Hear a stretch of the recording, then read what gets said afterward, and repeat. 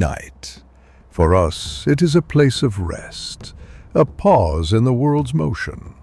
But for prehistoric humans, night was something entirely different. It was the hour of the hunters. Millions of years ago, when our ancestors lived in the pale border between forest and grassland, the day offered a fragile safety. But when the sun fell, a new world awakened. One where eyes watched from the darkness, silent, patient, and hungry. This is the story of how early humans learned to survive the night. Chapter 1. The Fall of the Sun. As dusk settled, the environment changed. Shadows stretched, sounds sharpened, and the air thickened with tension. Our ancestors gathered close, always in groups. Alone meant vulnerable. Vulnerable meant gone. Somewhere in the night hunters began to move. They were not mythical monsters. They were real. Hyenas the size of lions, saber-toothed cats whose fangs glowed pale beneath the moon, owls with wings silent as breath, watching from above. To survive the dark, early humans needed more than strength. They needed awareness. They needed each other. Chapter 2. The Watchers.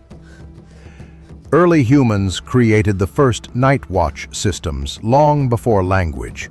It was simple. One stayed awake, the others slept. Then they switched. They listened for the snap of a twig, the change in wind, the rhythm of footsteps in grass. Their hearing grew sharper, their memory grew stronger, their sense of danger became instinct. This instinct is still inside us today, the reason we feel something in the dark, even when we can't explain it. Chapter 3. Fire, the Turning Point.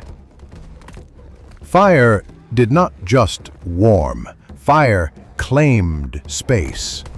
The first flames were accidental, born from lightning and dry wood, but once discovered, early humans learned to carry fire from one camp to the next. A ring of embers became a boundary between life and death. Predators feared the flame's sudden movement, its sparks, its heat. For the first time, night belonged to humans too. Around the fire they shared food, warmth, protection, and something else: memory. The crackling flames became the first classroom. Knowledge passed from one generation to the next, not with words, but with gestures, warnings, shared experience. Fire didn't just protect life, it carried it forward. Chapter 4. The Balance of Survival. Night was never truly safe. A shift in wind, a dying fire, a moment of carelessness, and the hunters would return.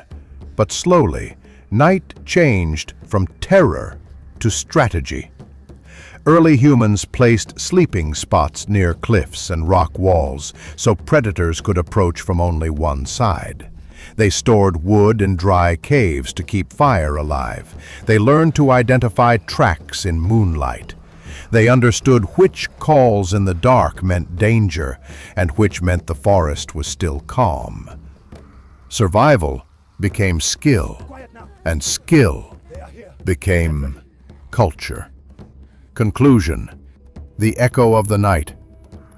We are the descendants of those who learned to face the darkness and endure. Their heartbeat echoes in every night we experience. The bonfire today, the porch light we leave on, the stories we tell to feel safe, all of it comes from them. Our ancestors did not conquer the night. They learned to live with it. And in that balance, the foundation of humanity emerged. This was prehistoric humans versus the night hunters.